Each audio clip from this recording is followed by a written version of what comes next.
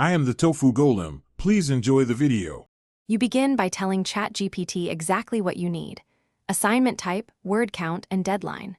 Once done, paste key materials, rubric, class notes, problem statements, so responses match expectations. Tell it the format you want: outline, full draft, worked solutions, or annotated sources. Explain any style or citation rules and your current progress.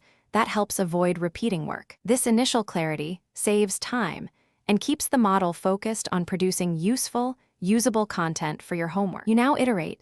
Give a focused prompt and ask ChatGPT for 3 variations or clarifying questions so you can pick the best direction.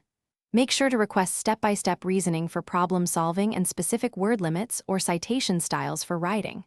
When the model responds, check facts and ask it to expand weak parts or simplify complex explanations. Repeat this edit loop until the answer aligns with the rubric. Small, precise prompts steer the model efficiently toward a correct result. You finish by verifying accuracy. Fact-check claims and run a plagiarism check.